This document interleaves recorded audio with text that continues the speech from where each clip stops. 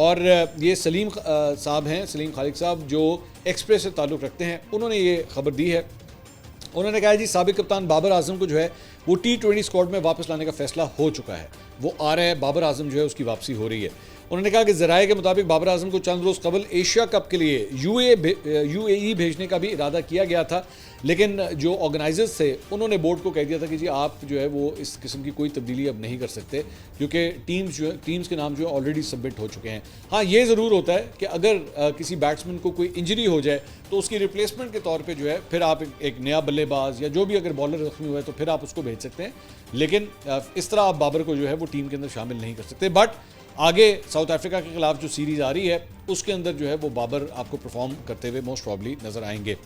By the way कल जो है वो इंग्लैंड के केविन पीटरसन ने जो है वो बाबर आजम के साथ ये तस्वीर जो है उन्होंने सोशल मीडिया के ऊपर डाली है और बताया गया है कि बाबर आजम और केविन पीटरसन एक प्रोजेक्ट के सिलसिले में जो है वो सऊदी अरब के अंदर मौजूद है और सऊदी अरब से ये तस्वीर जो है वो सामने आई है।